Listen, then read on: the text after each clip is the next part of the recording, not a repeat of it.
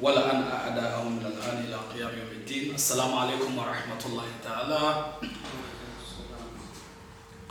Today we are going to continue. Today we are starting lesson number 7. And what we are going to discuss today is proof of necessary existent. Proof of necessary existent. When we say proof of necessary existent, we are talking about there is an existent which existent is necessary. Meaning that it has to exist no matter what. That existent must exist no matter what. So we want to look at arguments that can be able to establish that fact.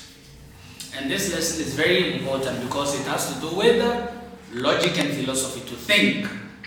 Remember last week, our lesson 6, we spoke about ways of knowing God. How do we know God? And we said we have 3 ways of knowing God, possibly. We have the simplest way.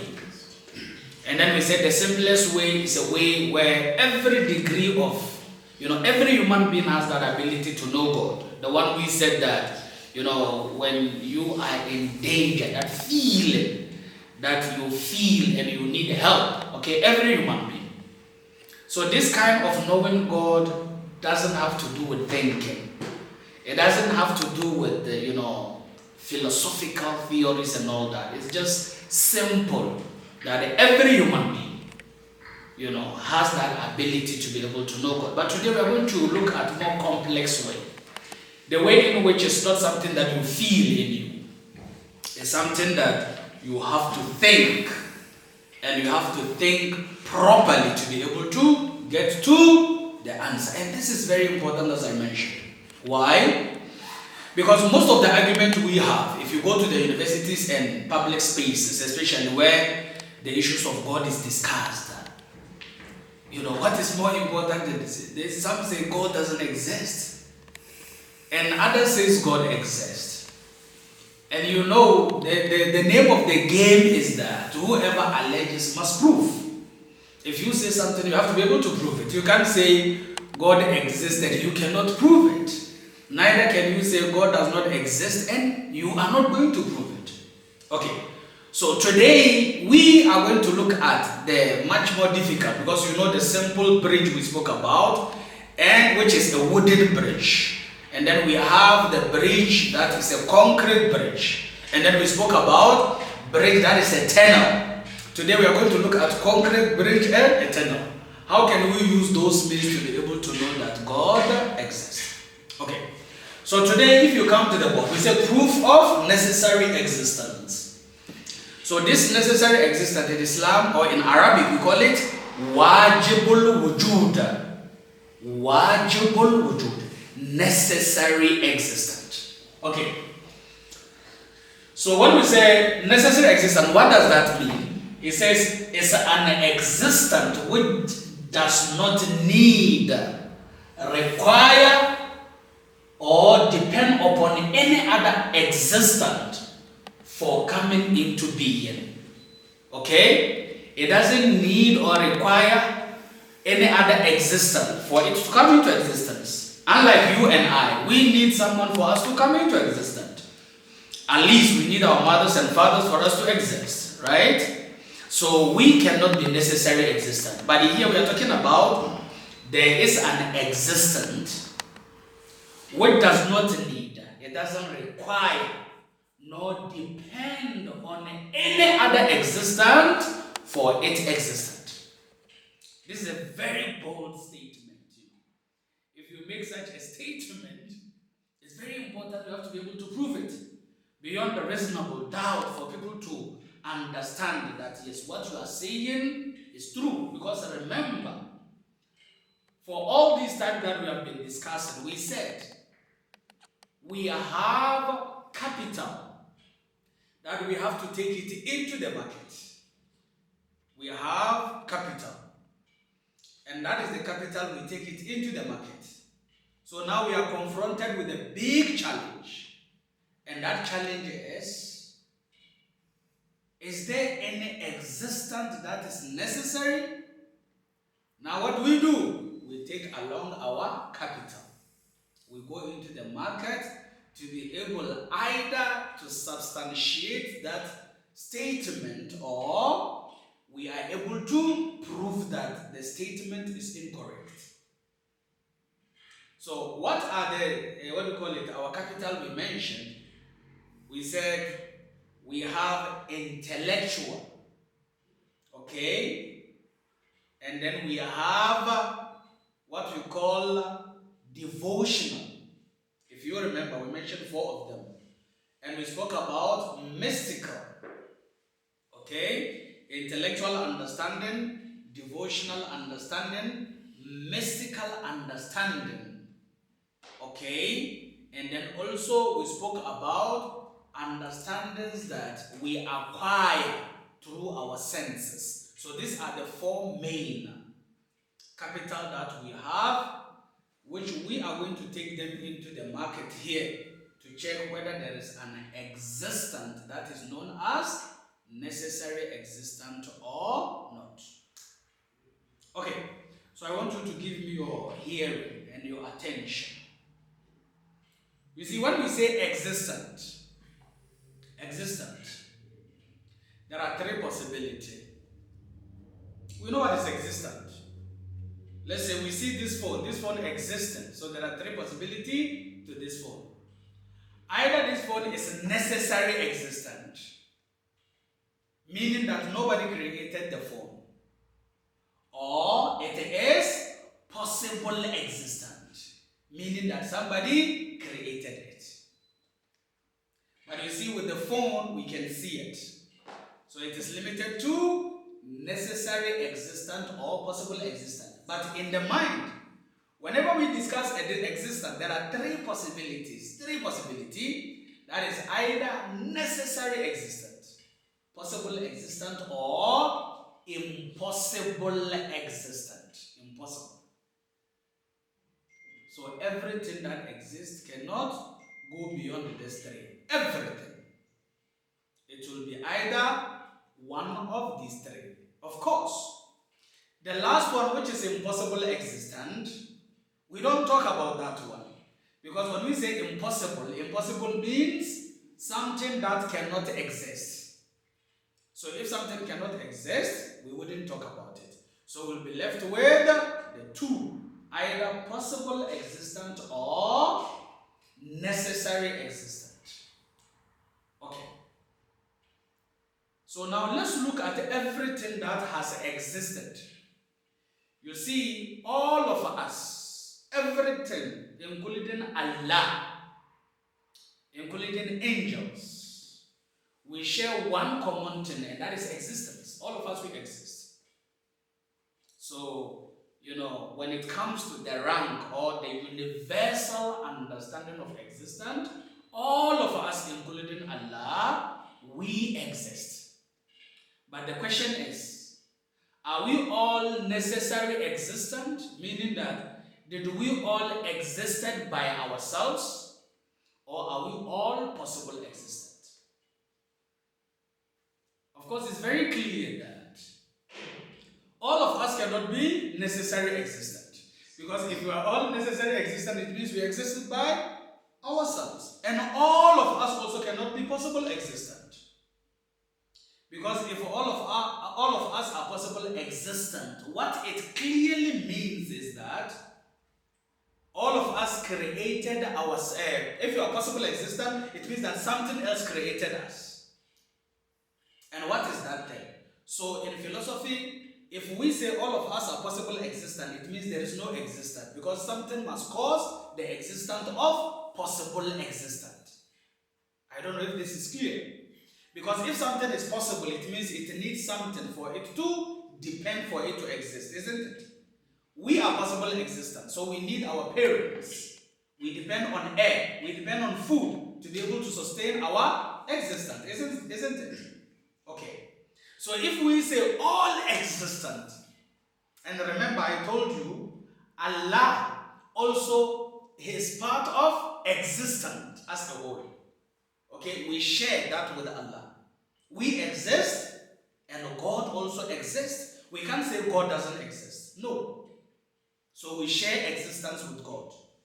But the question is, can we all be possible existent? Is capital no. Why? The meaning of all being possible existent is that nothing exists. Because possible existence is always dependent on something. So we depend on our mothers and fathers for us to come into this dunya.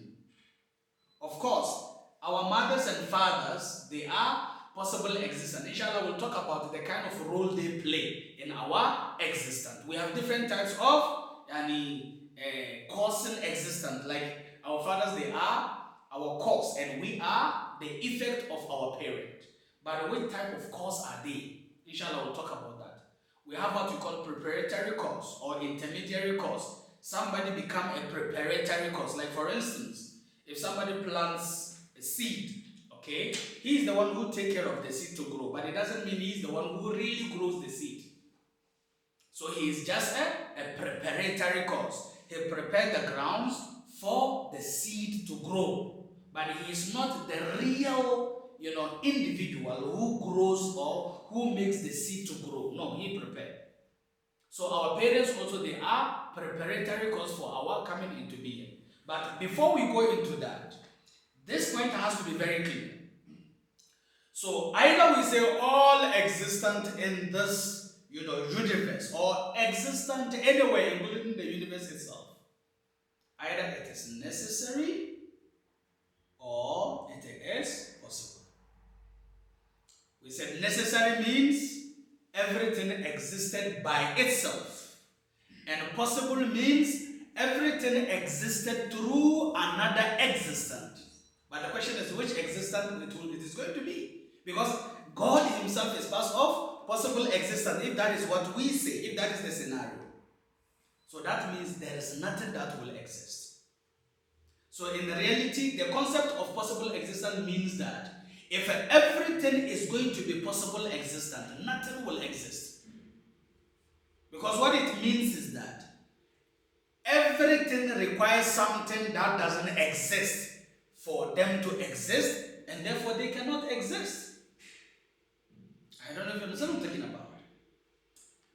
We are all possible existent. Listen to this very carefully. And remember, Allah is with us, possible existent. So it means that we cannot come into existence unless through some other means. But what means could that be?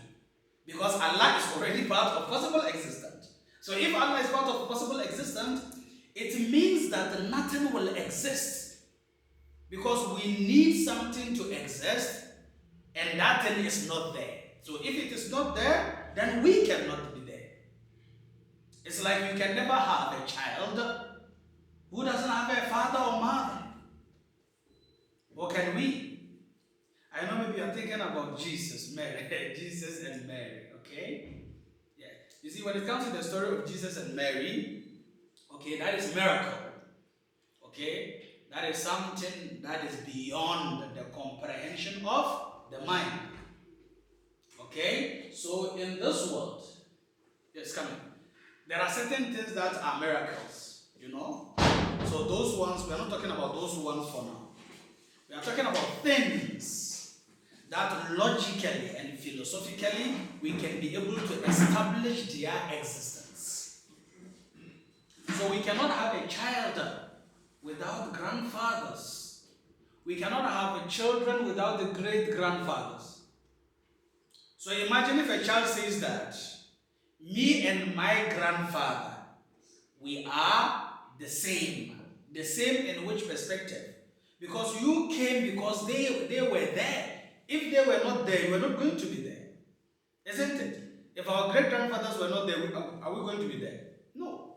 So the same way, if we say everything is possible existent, everything, including Allah, is possible existent, in reality, it means nothing will exist.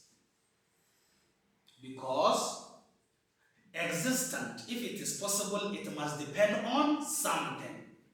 And here we are, that something is not there.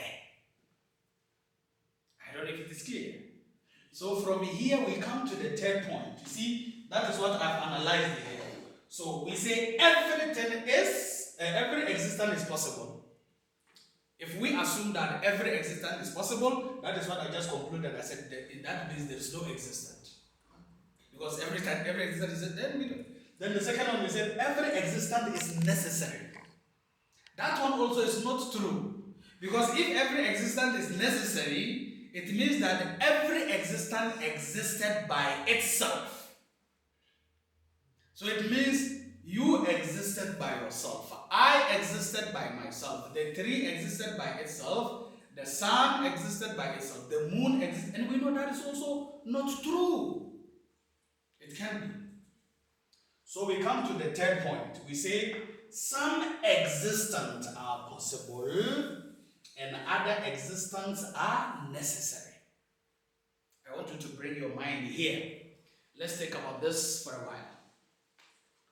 Some existence, they are possible. And other existence are necessary. So what it means is that it's either we say we have some existence that are possible as a result of those existence that are necessary. So this possible existence came into existence because of the necessary existence. Let me give you an example. If you come to our practical life, we have different automobiles. We have Mercedes-Benz, right? So Mercedes-Benz, let's say the company that manufactures Mercedes-Benz become necessary existent for the possibility of Mercedes-Benz. BMW becomes what? The cause of BMWs. Okay? We say maybe Hyundai, a company, is the cause of the Hyundai cars. So here we have how many manufacturers? 3. And then we have how many products? 3 products. Mercedes-Benz, BMW, and Hyundai. Okay. So, is that possible? Yes. In our life, okay, in our practical senses, it is possible. But the problem is, can it be possible with the existence? No. Why? Listen to this. Why? You see, even Mercedes-Benz, factory which manufactured Mercedes-Benz, they use the same road as BMW, isn't it? So who owns the road? No one owns the road. Oh, so let's say, if we have some existence that are necessary and other existence that are possible, and all the existence they breathe one air, which of the necessary existence created the air? I don't know if you understand what I'm talking about. Like the road. Who created the road among the factory or the companies? Which of the companies? None of them created. So it means that they cannot be necessary existent. Their cars need the one who built the road. So Mercedes company need the company or the contractor that will build the road, and BMW also need the contractor that builds the road. So that 3 of these companies, their products can use the same road, isn't it? So if we say some existence are necessary and they created some existence that are possible, that cannot work. Why? Because look at us here. We are sitting here. Or even this world of ours. We need sun, the sun. All of us. So which God created the sun?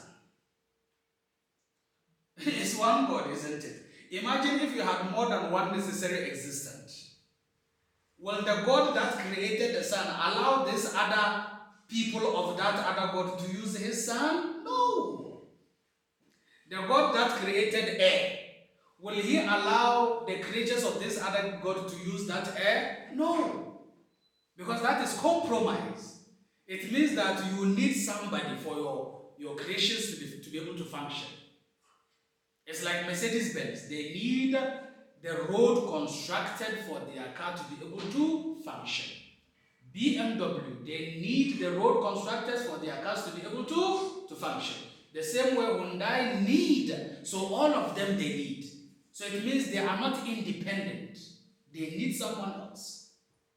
So from that angle, we come to the conclusion that we need to look between this, some existent are necessary and others are possible.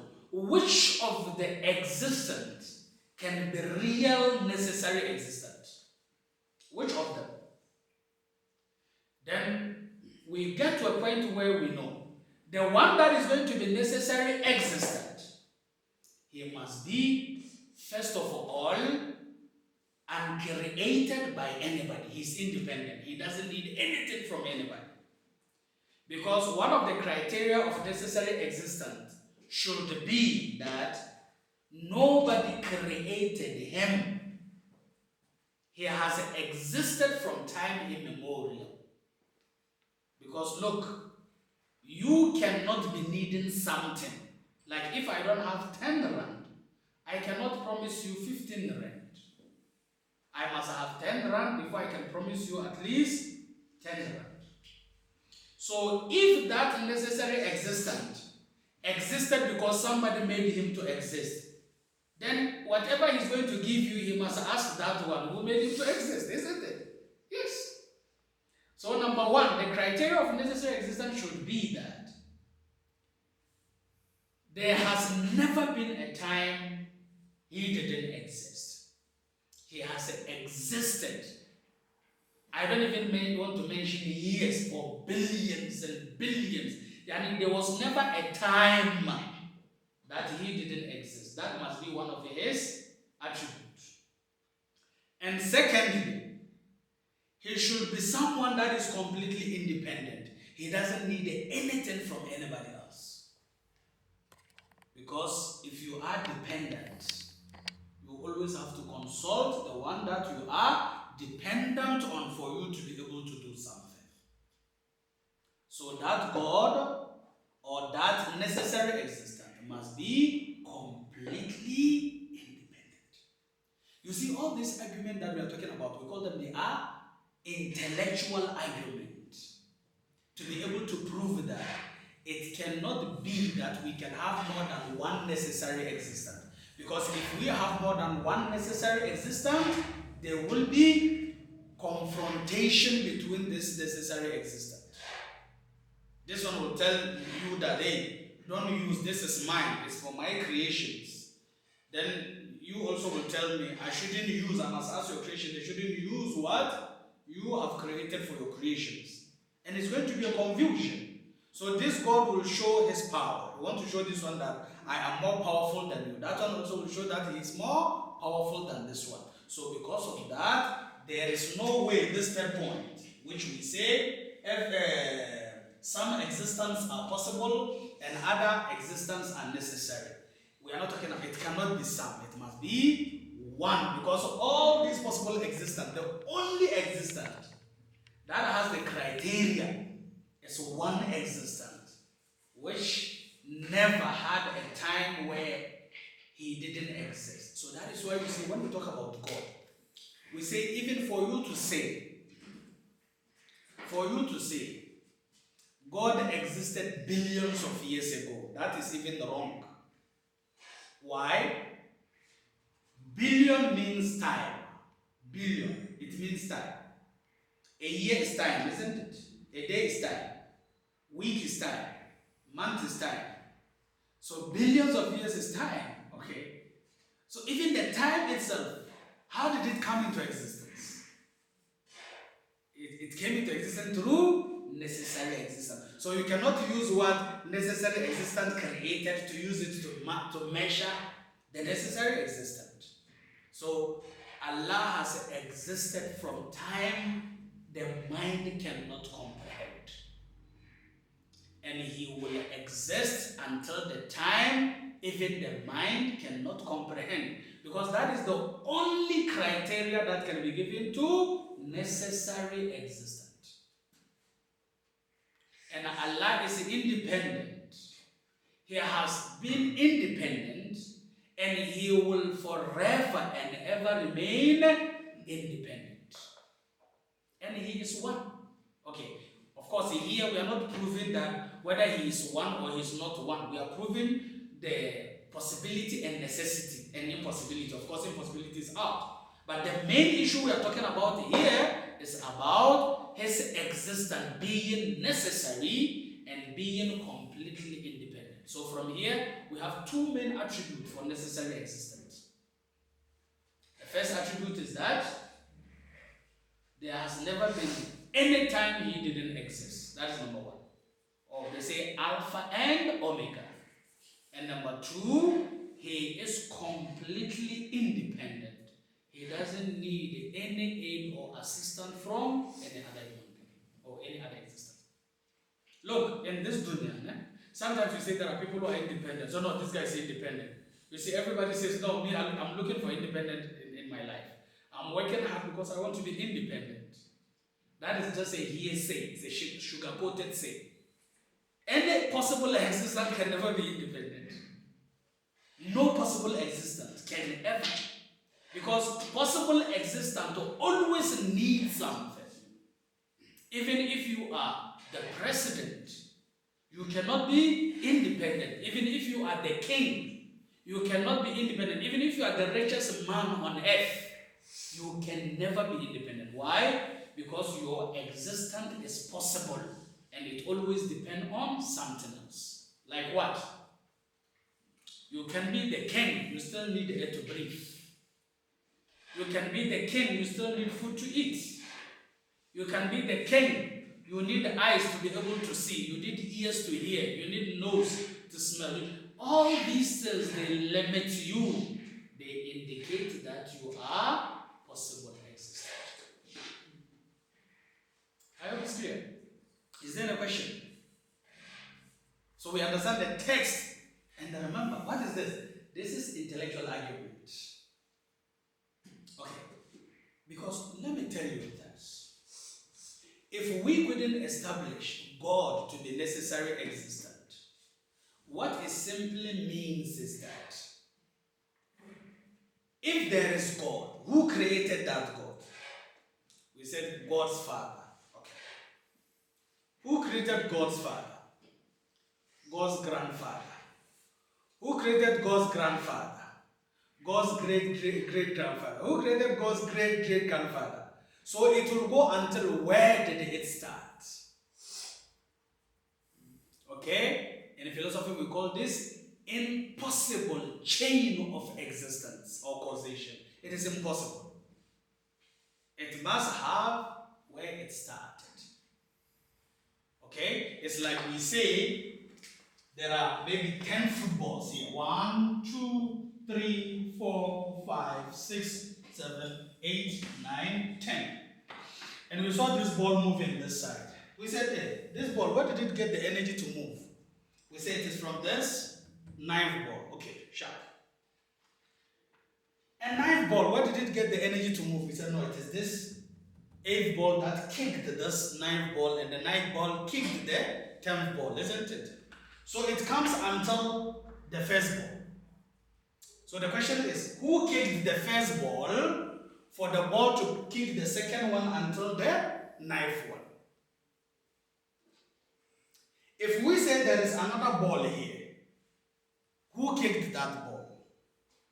So automatically it means that, listen to this very carefully, the movement of this first ball is as a result of why this 10th ball is moving.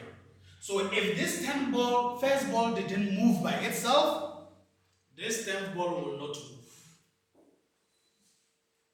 So once we see the 10th ball moving, we know that the energy started from the first ball. And where did the first ball got its energy? That is the question here. It can't be that it got from another energy. Because if it got from another energy, we'll find out that energy also got from which energy. So it means that the first ball is necessary existence. It got the energy from itself without depending on any other energy anywhere. Because if it is going to depend on another ball, then it becomes possible existent. It cannot be necessary existent. So that is where Allah becomes what? Necessary existent. And there is no logical or philosophical proof that can prove that we shouldn't have a necessary existence for this 10th ball to move. It's impossible. It means there are human beings who are there, they don't have mothers and fathers, and you see them. When you walk in town, you see somebody who doesn't have mother and father. Hey, how do you come into existence? I just came, I made myself and I came. No, that is impossible. That is completely impossible. Are you clear? Now, because if there is, it will be endless chain of causation. And endless chain of causation means that it is not true. So, in a nutshell, your existence is an indication that there is God. I don't know if you get that. Because your existence is like this last ball. So the more you are moving, it means there was a ball that didn't have energy from anywhere. That is why, you are moving. So that is why Imam Ali has this beautiful hadith. He said, I've never seen anything, unless there is God in front of it, behind it, and beside it, and in it. ما رأيت شيئا إلا ورأيت الله قبله بعده معه وفيه. Because everything is indication of God. Everything is indication of this necessary existence. Nothing is hidden from this necessary existence. Okay, so this is the difficult way, like the ways that we spoke about, the simple, the intermediary, the difficult. This is the most difficult. Of course, it's one of the ones that it is easy for human being to understand, but it is one of those proofs that it requires a lot of thinking and reflection for us to, get to that point. Okay, so now let's say somebody who says God doesn't exist. What possibly do you think it will be his proof? What do you think it will be his proof? What do you think is the proof of the atheist? Impossible existence. Impossible existence. Impossible existence. Okay. So from what we have explained here, impossible existence, it means that there is nothing that is existent. But even the atheist that is saying that impossible existence is existent. So he is the 10th ball. Automatically it indicates that there is a first ball. So atheists, sometimes what do they say? They say that we don't have any necessary existence. They said existence came as a result of a Big Bang theory. It exploded. And from there we started having different things existing. Okay? There's a big question mark about that. What caused the explosion? What was the secret behind the explosion? Let's assume that the explosion is true, but what were the secrets? Things that came together for it to explode. So you realize that that argument cannot hold. But inshallah, we're going to talk about this, especially from the great atheists. Okay? Like Karl Marx. He has something they call it dialectical materialism. Okay? We'll talk about his dialectical materialism, and then we will find out how imperfect that materialism is. Okay? And then we'll talk about also mechanical materialism. Okay? And then we'll also indicate how mechanical materialism is also defective and it cannot be the reason of this whole existence. Inshallah. Is there a question? Mulana, just a very quick question. Okay. What would be an example of impossible existence? Like, is there something like yeah, if we say non-human is impossible existence. Non-human. Non-three. Okay? Of course, if you say non-human, you will think of maybe chicken, trees, and whatever. But what about direct opposite of human being doesn't exist? That is why in your mind, when you say impossible existence, do you know it or you don't know it? You know impossible existence? No. Are you sure you don't know? Do you know impossible existence or you don't know? But you understand impossible existence. So that is your knowledge of it. You see, in logic they say, I don't know is a half of knowledge. Because you know, you don't know. You understand? You know that you don't know. So it's very clear for you. You know you don't know. You see, we have, in logic, they say simple ignorance and compound ignorance. Simple ignorance is the one that you know you don't know. It's simple. So there is knowledge in simple ignorance. But it is in the compound ignorance that is completely zero. Because you don't know and you don't know you don't know. And you think you know. That is completely, zero. So impossible existent, non-human is impossible existent. But we don't know it. But do we have non-human? Direct opposite of human, we don't have. Now, jinns. Jinns are existent also, isn't it? But you see, when it comes to jinns, it has to do more with the mystical side of sciences. Okay? Mystical side of sciences. So when it comes to jinn, it's very difficult to be able to prove jinn from sense perception. It's difficult. Because it's not easy for you to see jinn and to say, oh, this is jinn. No, it's not possible. Okay? But from mystical aspect, from Gnostic aspect, we're able to discover jinns and so on and so forth. Now, so inshallah we'll end here and we'll go for 5 minutes break, then we'll talk about fiqh inshallah. Salawat ala Muhammad wa ali Muhammad. Allahumma. أعوذ بالله من الشيطان الرجيم بسم الله الرحمن الرحيم صلوات على محمد وآل محمد اللهم صل على محمد وآل محمد. Inshallah, today our fiqh section, as I promised last week, we'll be talking about tayammum. How to perform tayammum. Because remember, we have two main ways of performing salat, or two main ways of purifying ourselves to perform salat. It's either through water, okay, or through tayammum in the absence of water, which we call it dry ablution, okay. So it's very important we need to know both, so that if it happens that we find ourselves in situations where we cannot make wudu, then we have to make tayammum. Okay, so before we talk about tayammum or we discuss the nitty-gritty as to how it is performed, there is something that is very important we need to know. You see, tayammum is very technical. Why is it technical? When do you reach a point? When do you reach a clear-cut point to say, now I can perform tayammum? That is very important. Because if we don't know when we can reach that clear-cut point that we can perform tayammum, then we might perform tayammum when we are not supposed to. And if we perform it when we are not supposed to, then it means that the tayammum is not correct. And automatically our salat is not going to be correct.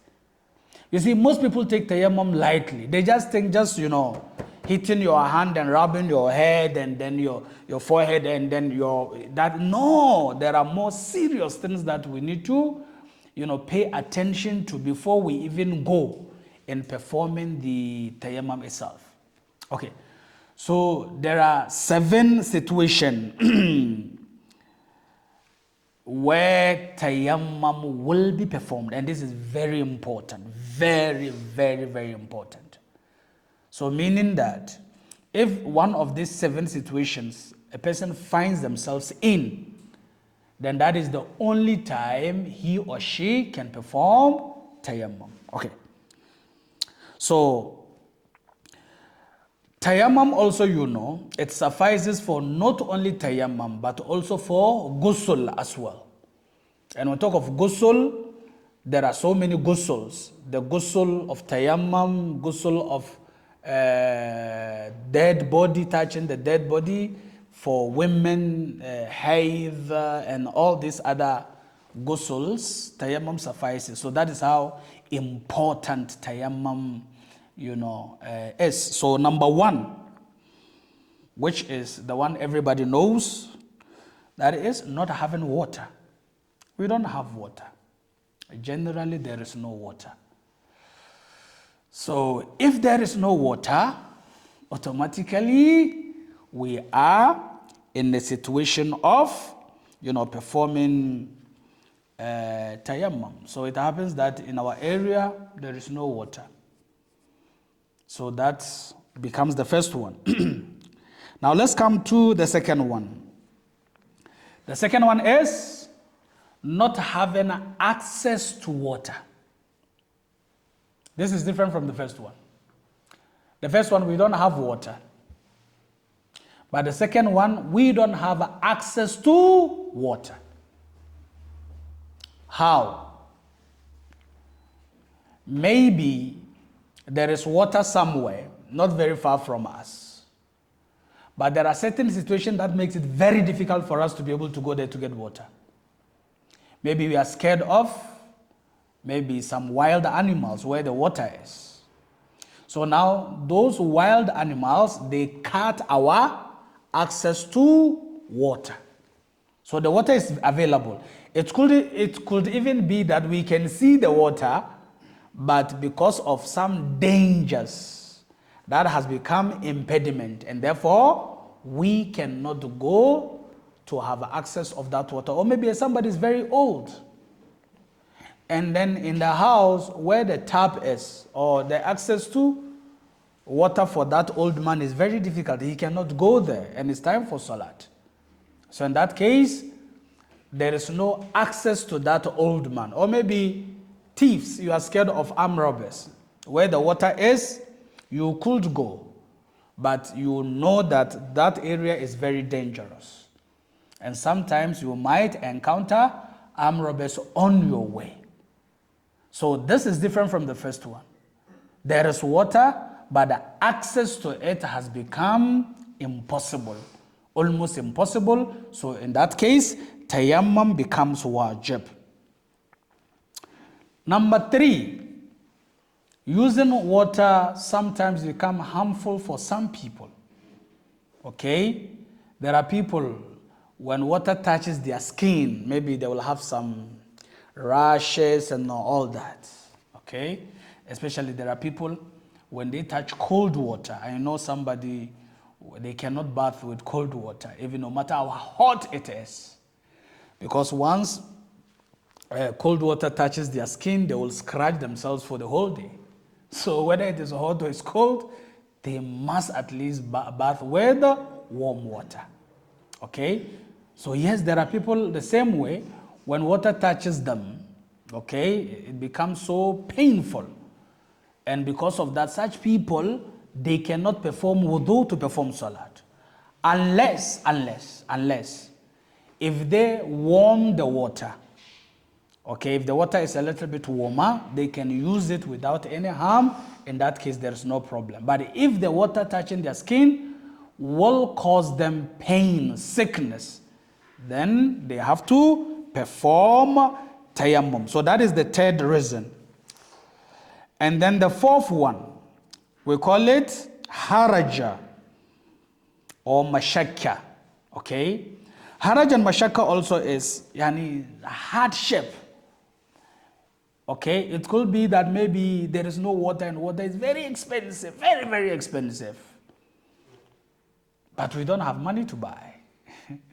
So now the money we have is so little that if you are going to buy that water to make wudu, we are going to die because we didn't have money to buy food. So in that situation also, what do we do? Even though water is available, but because of this mashakka, we are not going to use that water to perform wudu. So that's the fourth one. And the fifth one, we call it, needing water to quench your thirst. Sometimes the water is available, all right, but that is the only water you have. And there's your brothers, they are sitting down, your sisters, about 3 of you, and this water you have, if you are going to use it to make wudu, how are they going to drink water if they are thirsty? And you don't know what time you are going to have water. Okay? Let's say pipe is closed. There is no any other way we can have water. And the water that is available is not enough for us to do what? To make wudu with it or perform ghusl with it, and also have some of the water to drink. So in that case, what do? We leave that water for drinking. Then we make tayammum. Okay? So in this case, yes, water is present, all right. But we cannot use it. Because when we use it, and after 3-4 hours, there is no water, and now we are thirsty, children are thirsty, other people are thirsty, they need water, but the water has already been used. So in that case, we don't perform wudu, we perform tayammum. Then the cease one. The cease one, Musannif says that performance of wudu or ghusl conflict with another legal responsibility. Okay? That is more important, or just important ruling. This is very, very critical. You have water, right? But your clothes is not clean for salat. And the water cannot, if you use it to wash your clothes, it won't be enough for you to make wudu. Okay? So in that case, what do? You use the water to wash your clothing, or you use the water for ghusl, then after that you make tayammum. Because there is no water. So that is the only water that is remaining. So in that case, if you are going to use the water to make wudu and your body is not clean, if you are going to use the water to, to wudu, and your body is not clean, how are you going to perform salat? Because your salat cannot even start if you are not clean, or your clothes are not clean. Okay? So in that case, what do? You use that water to wash your clothes. Then after that, you make tayammum and perform salat. So in that case, we have two clash. Like us, the Atta is saying, the clash is that you have to be tahir from hadas and habath. Okay? Or your clothes has to be tahir so that you can be able to wear them to perform salat. So in that case, you wash the cloth with water. Then after that, you make tayammum and you perform salah. Okay. Then the last conditions that will make a person to make tayammum, and this is very crucial. We call it shortage of time. Shortage of time. Let's say Zuhr is 12 o'clock on the dot. And then it ends 7 minutes past 12. Okay. And now, for whatever reasons, you just woke up and then you realize that, it's 12 o'clock. And if you are going to make wudu, to go there and get water to make wudu, it will take another 7-10 minutes. In that case, what do? You make tayammum and you perform salat. Even water is available. But the only problem here is that by going and getting water, you will move out of salat or part of the time of that salat. So in that case, it becomes necessary for you to perform tayammum, to perform salat. So these are the 7 conditions that makes a person to perform salat, okay? In the condition of if there is no water at all, okay? One of our great scholars, Ayatollah Sistani, he says that you have to search for that water in the area where you are, okay? And how are you going to search it? You have to, like when you throw arrow this way, the distance from here until where the arrow is going to fall. This side the same way, that side the same way, that side the same way, you go, through those places to check water. But this is if the earth is uneven, it's mountainous or big trees. But if the earth is something that, is somehow flat, okay? In that case, it will be 2 arrows. You will go that side. But of course, without any danger. you're not scared of lions, you're not scared of snakes or something like that, then you go 2 arrow distance to check. You go this way, you check. You go that way, you check. You go that way, you check. So if you don't find water, then in that case, you can perform salat. Yes? Does checking include asking neighbors and all of that? Of course, asking neighbors is very important. Asking neighbors, if once you can ask neighbors, you don't have a reason to perform tayammum. Unless you ask the neighbors and they don't have, then that is the only time that it will be, wajib that you must perform tayammum. Okay. And also the point that I mentioned with regards to you have water, right? You have water to make tayammum. And that water also, you need to clean your clothes. That is not clean, which is najisun. So what do? First of all, as we mentioned, you must use the water to clean the clothes. Then you make tayammum. But the question is, what about if it is impossible to make tayammum? You can use the water, all right, to wash your clothes. But there is no place available to you where you are to make tayammum. There is no place available. There is no soil where you can make tayammum. So in that case, what do? Ayatollah Sistani says you perform salat like that, without wudu, until you get a place where you can make tayammum or, water to repeat that salat, so that at least the salat is performed. Your excuse is that you didn't have access to water, neither did you have access to a place to make tayammum. So you see, it shows how salat is very important. Very, very important.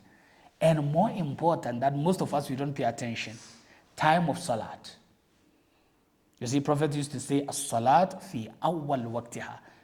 The best salat, the full salat is the salat that is performed on time. On time.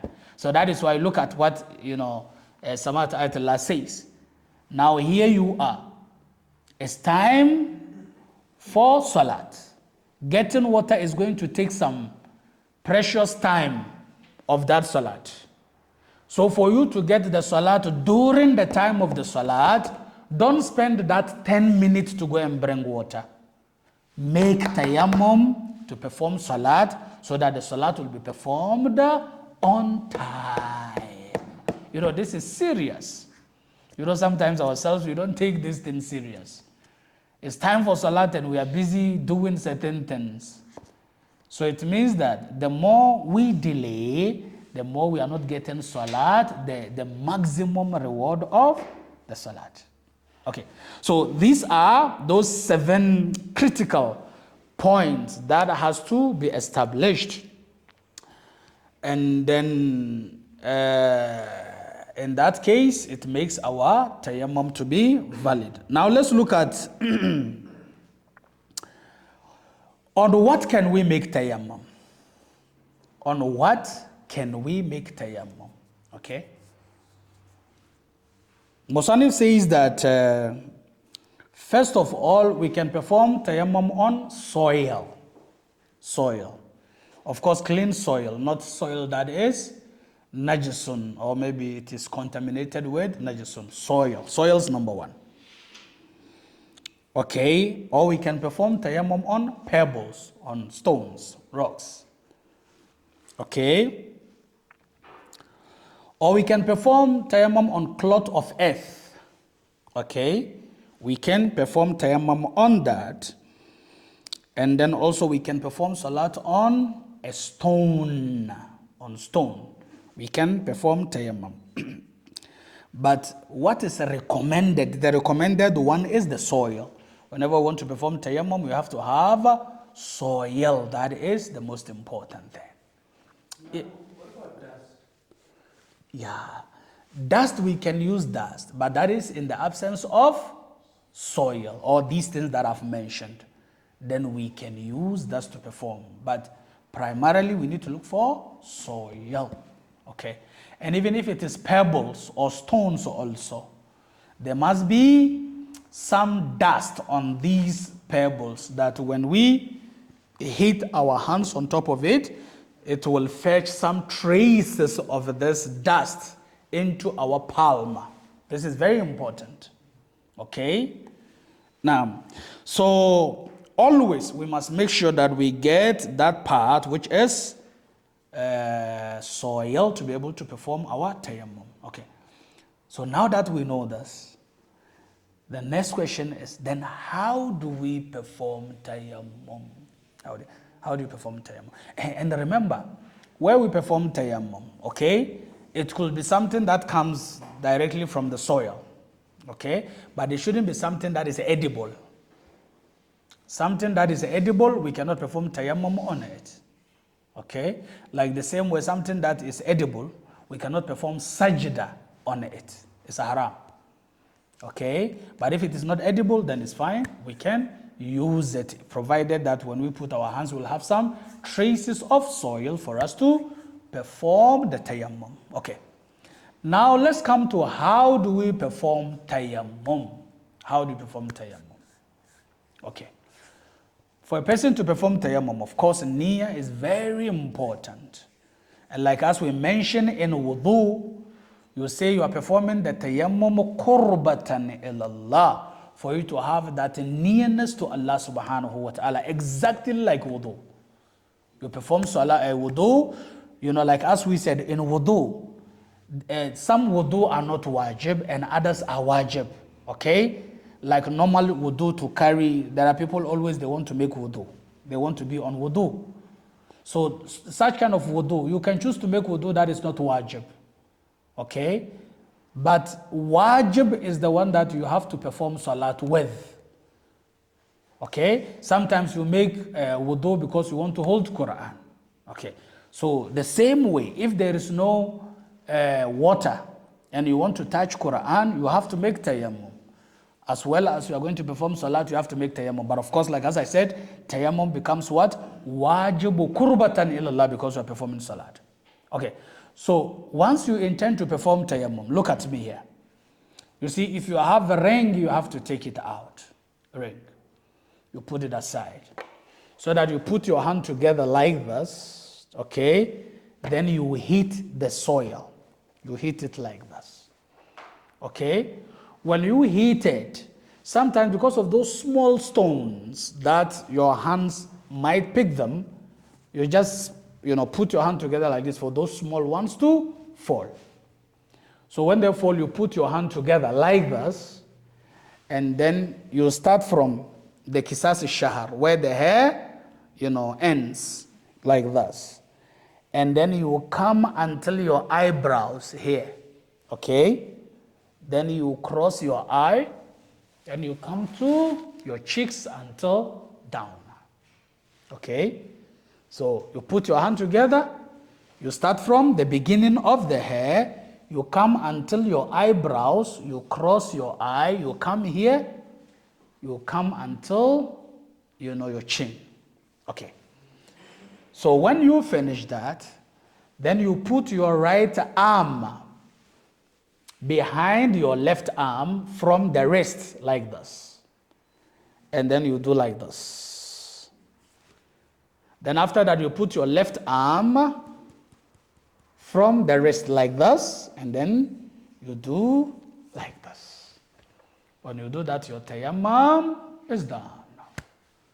Okay? So tayammum has this 3 acts. First of all, the soil where you are going to hit your arm, both arms there. Okay? And secondly, rubbing from your hair until your eyebrows, you cross your eye, and below the eye until your chin. And then you rub first and foremost your right arm. Then after that, you rub your left arm. If you do that, your tayammum is done. It's correct. Is there a question? There's no question. Yes. There's no question. Okay. So if there is no question, I think, let's end here. And inshallah, now that we know wudu properly, and we know tayammum properly, next week we'll be talking about salat.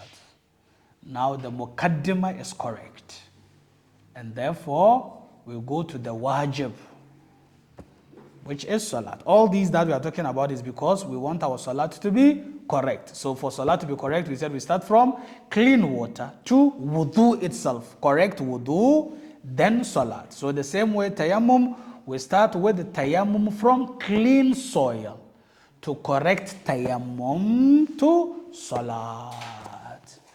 Inshallah. Salawat ala Muhammadin wa ali Muhammad.